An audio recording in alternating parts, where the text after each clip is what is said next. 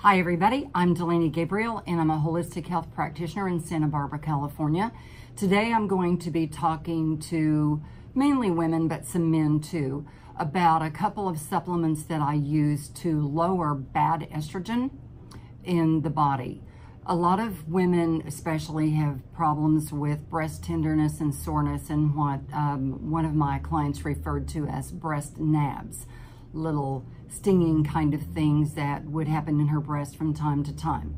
Other women have issues with endometriosis, PMS, just symptoms that can be worse around your period. So anyway, I want to give you talk about a couple of supplements that I use to treat that kind of thing.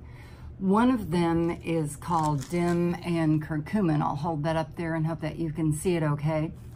And this one has the DIM. It has di-indolylmethane. What that does is it acts like a Pac-Man to break down excess estrogen that occurs especially around periods. It can also occur mid-cycle. So, and then additionally, it has curcumin, which works off of inflammation and to lower inflammation that especially happen those couple of times a month. So I like that one a lot. And the other one I have is called calcium D-Glucarate. Hope you can read that.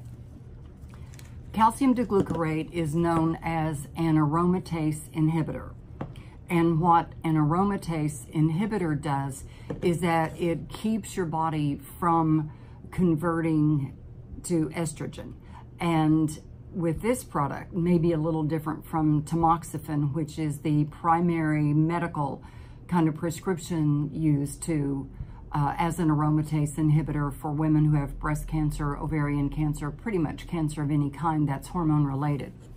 So the difference between these two, the DIM and curcumin has diindols and the curcumin to work on inflammation. Then the calcium D-Glucarate is more specific, like the Pac-Man again, to digest, break down, and to help the body get rid of excess estrogen. So what do I mean about excess estrogen and good estrogen, bad estrogen? So some notes here. There are three primary kinds of estrogen in your body. One is estrone, E-S-T-R-O-N-E, that's the E1. Then secondly, estradiol, E-S-T-R-A-D-I-O-L, that is the E2. And then there's some estriol, E-S-T-R-I-O-L. When I'm doing blood testing, I really don't test for estriol because I don't find it to even show up in most blood tests. And I still, after all these years, still prefer blood tests to saliva, just to throw that in there. The reason I like the calcium D-Glucarate is because it helps to lower the estrone. So many women, young and mature and old, have levels of estrone that are just too high. Estrone is the estrogen that concerns me when it comes to tumors, cysts, fibroids, and even cancer. What I've seen in my clients and patients for, well, since 1988, what's that, 31 years? What I've seen in them when I do blood work is I see typically, keeping in mind that the women I'm talking about come into my practice because they have a health issue. So oftentimes it is hormone related, and that's why I know that the estrone can definitely be a problem.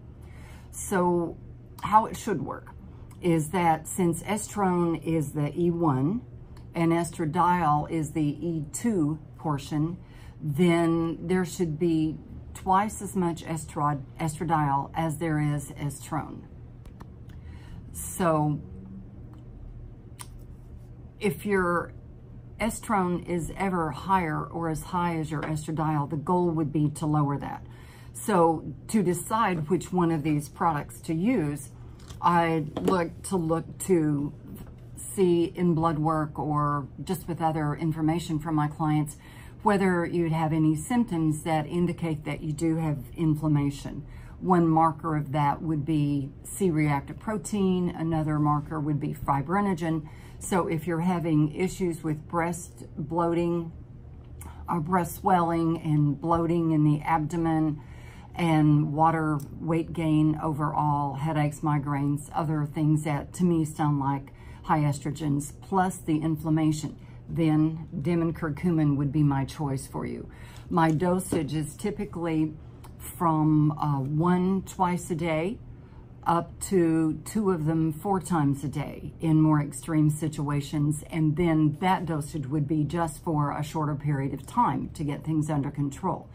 If you don't have those issues, but you still have the what's called estrogen, the estrogen dominance over too much estrone compared to estradiol, or if those numbers of your estrogens are good, but your progesterone is too low, then, and there's no inflammation, then I would use the calcium D-Glucarate.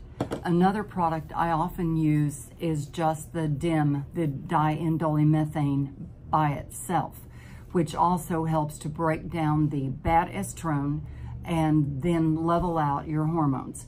So one of my biggest concerns with women taking hormones or not taking hormones is about estrone just being too high. I think that estrone is the real culprit in a lot of the things that I name, like tumor, cysts, fibroids, and even cancer. So I use blood tests to monitor to make sure that those estrone levels are coming down. I also use these same products in men.